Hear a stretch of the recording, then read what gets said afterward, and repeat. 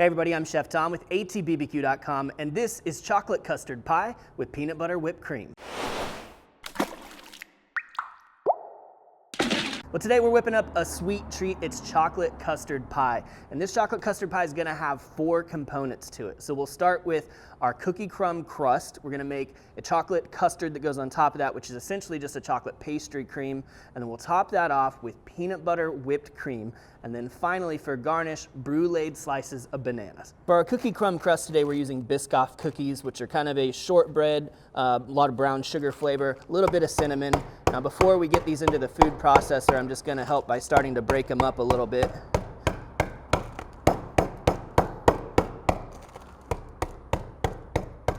And I'm gonna take this whole 9-ounce package and put it into the food processor. Now if I was to break this down right now, we'd have about 2 cups of cookie crumbs. Now there's only 3 more ingredients to this crust. One of them is 1 stick or a 1/2 cup of unsalted butter. Then we're gonna do a 1/4 cup of maple smoked turbinado sugar. So just give it a little bit of smokiness. So this is somewhere in between like a brown sugar and a white sugar, as far as it's got a little bit of molasses and texture to it. And then last we've got some whiskey barrel smoked salt, and we're gonna do a 1/2 teaspoon of that. And then we just wanna break this down. Doesn't take long to get that nice crumbly texture, and that's what we're going for. So we're gonna turn this out into our 9.5-inch cast iron pie pan. It's gonna look like a lot, but we're gonna pack it down. Got a couple of wet spots where the butter wasn't quite distributed, so we'll go ahead and mix those around too. Now you can start this process by hand, but it's nice to have some sort of flat tool to help kind of pack it in there. I'm just gonna use this bottom of this glass here. I kind of work it up around the edges, but I really don't need it to come all the way up the sides, so I'm not too worried about that. Just give it a little lip around the edge. I'm just gonna press it in tight. And then we are gonna blind bake this on the grill so that we kind of get some caramelization that happens. Everything sort of firms up, and then you get this, like, the texture completely changes when you cook it. It's a really great, like, caramelized bite, caramelized crunch on the bottom of the pie. Now, if you're not familiar with the term blind baking, it just means that we're gonna bake the crust without anything in it yet. And the way that we do that is we weigh it down either with pie weights or with some beans on top of some parchment paper. So I'll take a sheet of parchment paper, usually crumble it up to make it fit that form just a little bit better. And then we're gonna load this up with just dry beans. These are beans that we specifically use just for this purpose, for blind baking. You definitely want to use pinto beans. I wouldn't recommend any other bean. I'm just kidding, there's no reason. You can choose whatever you want. As long as they're uncooked beans, they're gonna do the job. Just don't pour a can of refried beans on top. Now today we're baking on the Yoder Smoker's YS640S pellet grill. It's set up for indirect grilling. We've got the second shelf in place, which is where we're gonna be baking. We're running at 350 degrees. Now the type of pellet that you use today is really not gonna affect the outcome or the flavor of your pie. So right up here on the top shelf, we'll come back in about 25 minutes to check on it. Well, we're back a little more than 25 minutes since we started. You can see that the color is darkening on our cookie crumb crust. It's bubbling around the edges. This is what we're looking for. We just need a little bit of time to let some of that sugar caramelize down. We're gonna take this off now and let it cool.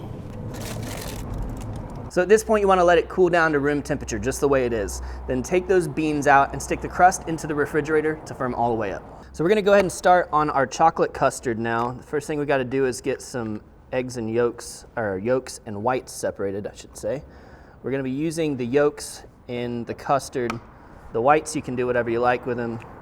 You can down them Rocky Balboa style or make yourself an egg white omelet, whatever's in your heart. An egg is essentially what makes a custard. The egg is the thickener here, along with some cornstarch, but the egg is the key. So we're gonna take 4 yolks. Go ahead and whisk these up. I'm gonna add to that our half and half. So 2 cups of half and half, 4 egg yolks, and that's the wets that we're gonna start with. Now we're gonna move over to the dries. I'm gonna combine the dry ingredients right here in our Dutch oven, starting with a 1/2 cup of white sugar and a 1/4 cup of cornstarch, and we'll whisk that together. We also just need a pinch of kosher salt. Now we're essentially making pastry cream, a chocolate pastry cream, and this may seem a little counterintuitive if you've done this before because we're not actually gonna temper the eggs today. If you're not going to add any sort of infusion of flavor to your milk, you really don't have to temper the eggs because you can bring everything up at the same temperature at the same time. So we're gonna combine all of these things in our pot with the heat still off.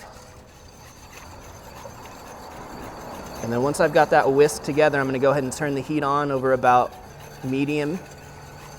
And we're gonna start to bring this up to temperature. This will probably take a good 5 to 8 minutes for us to start to see it thicken. And I'm gonna keep whisking for most of that time, so we'll check back in.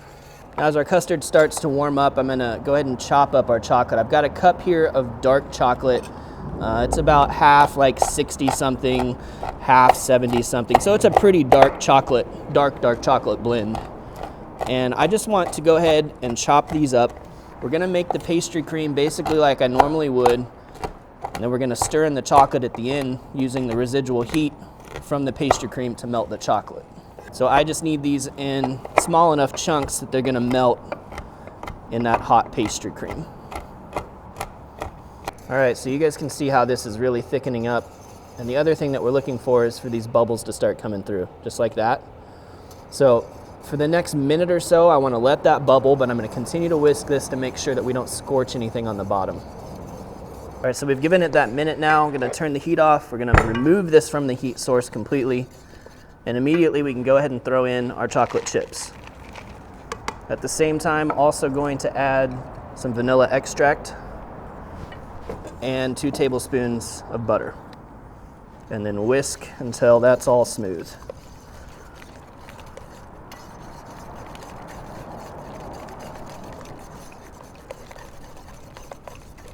All right, I don't see any more chunks of chocolate. The butter has fully melted. So I'm gonna get this out of the pot and into a bowl. And on the way into the bowl, we're gonna go ahead and strain this just to make sure we get any lumps out that might have formed.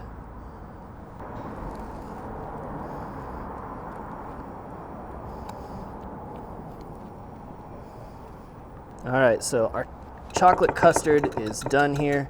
We wanna let this cool down in the fridge, but before we do that, we gotta get some plastic wrap right on the surface so that we don't form a skin on top. Full contact with the custard and into the fridge to chill. Now we're working our way from the bottom to the top of this pie. We've got our crust, we've got our custard filling. Now we're gonna move on to our peanut butter whipped cream. Now this is a really cool recipe that I picked up from Aaron McDowell's cookbook, The Book on Pie, which is a great book and a technique I'd never really thought of before to incorporate a nut butter into your whipped cream. But the flavor and the texture are fantastic. Now we're gonna put this together on the stand mixer. We're gonna start with 2 tablespoons of white sugar. I'm gonna add to that 3/4 cup of peanut butter. And we're gonna whip this before we add the cream.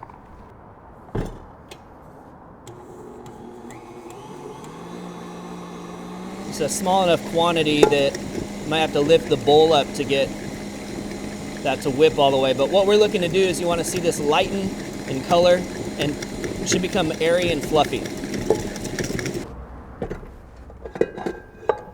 We'll go ahead and scrape down the sides, make sure that we're getting all of that incorporated.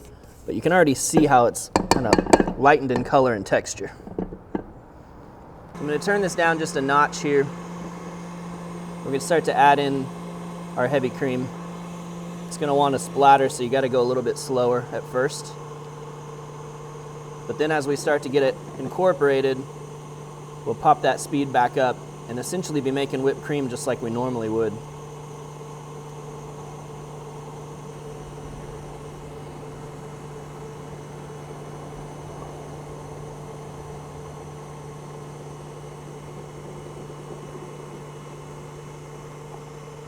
All right, so we get all that cream incorporated. I'm just gonna add a little shake of our smoked salt. Just a pinch, really. Crank that speed back up. All right, so we're gonna take a look at how this is holding up. Standing straight up, that's what we're looking for. I'm gonna load the peanut butter whipped cream now into a piping bag, just because we are gonna pipe this on top of our custard later. If you don't have a piping bag, you can always use a Ziploc bag and cut off the corner. Won't be quite as pretty, but it'll do the job. All right, much like everything else we've done today, we are now going to let this chill in the refrigerator, and then we're gonna bring it all together.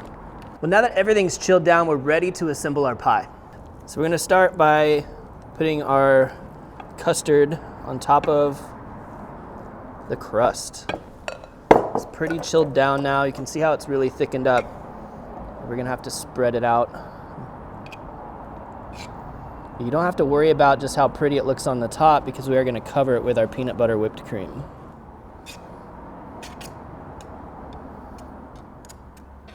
So now we're gonna get our whipped cream on top. I'm gonna start in the middle. And just for what we're doing today, I'm just gonna go ahead and do dollops like this all the way around. This is just gonna add a little bit of texture. I mean, if you wanted to, you could just pipe it all in a big circle.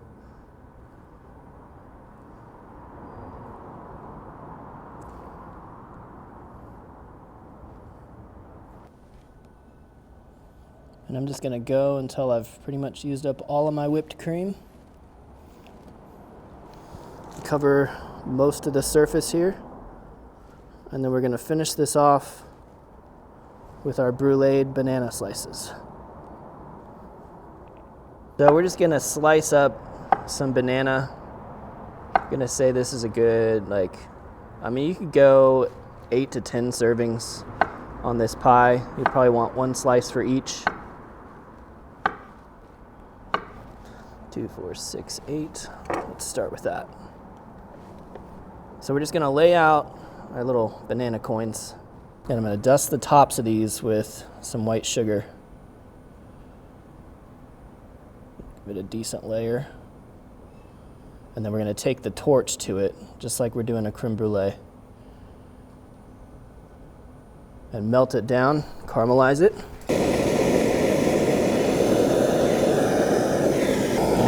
We're just gonna be careful not to take that too far to where it's scorched, but right there, that nicely caramelized, it's gonna form a nice little crisp layer on there.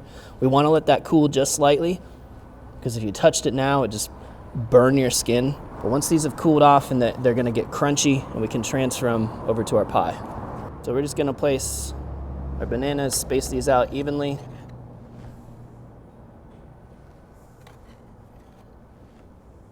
This will also kind of help you visualize spreading these out evenly. This will kind of help you when you're figuring out where to cut your slices. Now we've got that bruleed top, great texture on there. So from here, you're gonna throw this back into the fridge and let it stay there until you're ready to serve. Well, we're all the way chilled down now, so it's time to slice into our pie.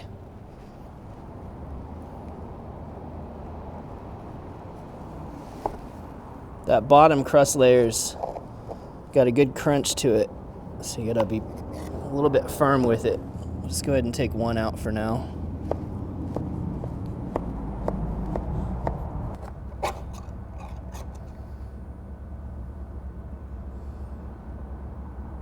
There we go.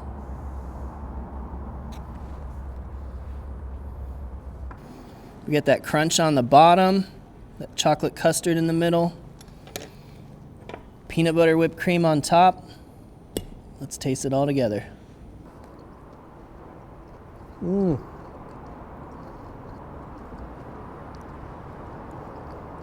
don't know that there's a better combination than chocolate and peanut butter. I know that's a bold statement, but sweet and salty, especially with that crunch from the cookie on the bottom.